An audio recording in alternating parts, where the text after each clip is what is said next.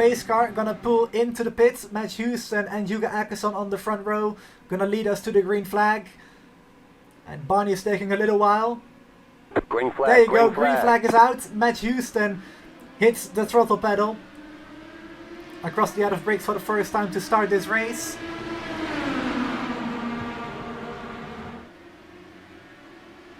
As I see Lewis Woodall on the outside making moves already.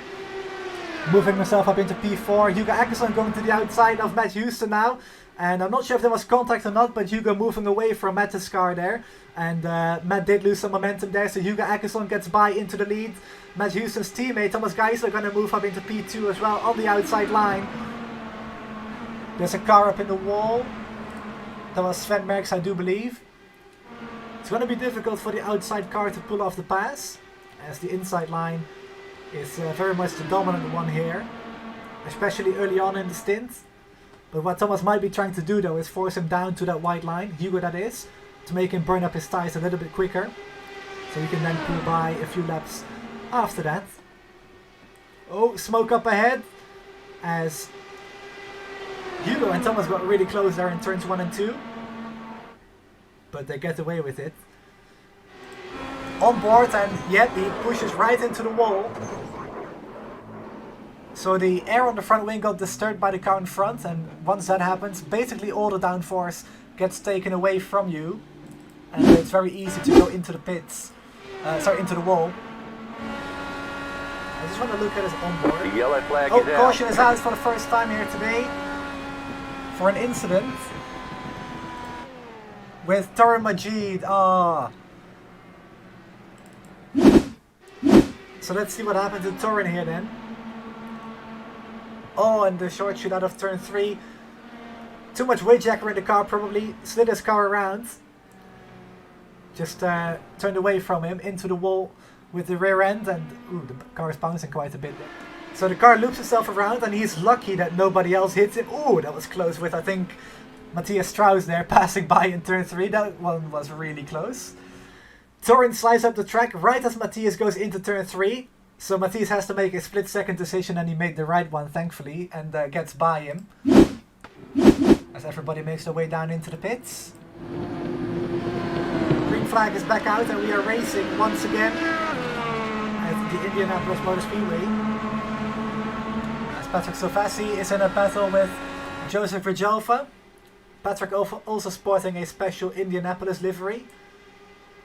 As we have a car off the pace, that is Daniel Cofield letting everybody by.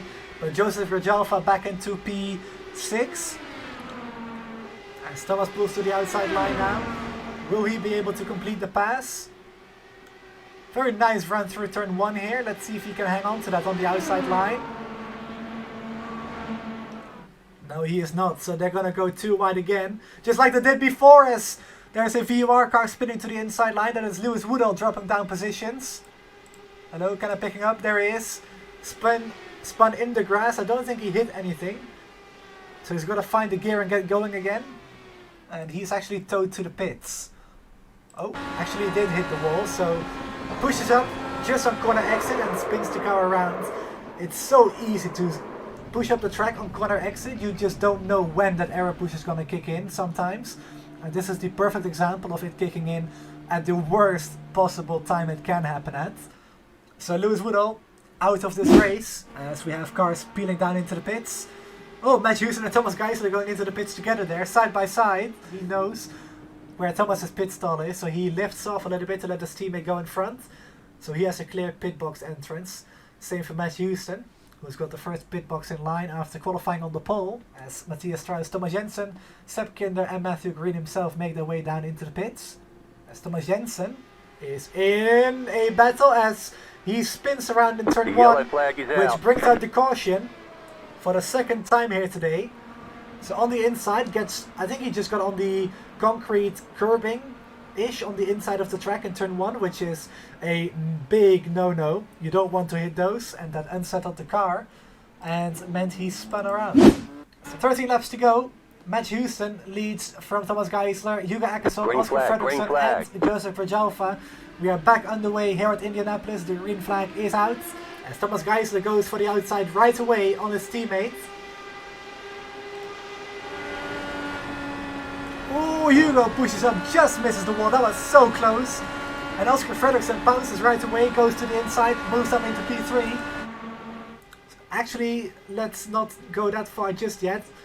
Hugo gains some speed off the corner and gets back by Oscar again. You can just see Oscar looking for the clean air below the white line, and he just has to check up a little bit there. As Matt Houston now goes back to the inside, takes the race lead back. After Thomas took it into turn 3. There he goes. And still Joseph Rajalfa in the top 5, doing great. Seb Kinder right behind him though for P5 this battle is for position. So we've got a battle for 1st, 3rd, 5th, and actually also 7th between Strauss and Jensen. So Seb has a look. But Oscar just up ahead, slides in front of Seb as Joseph brushes the wall. That was close. I think it's fine though, but you don't want to do that too often. As Joseph is on a mission to get by Oscar here for P4.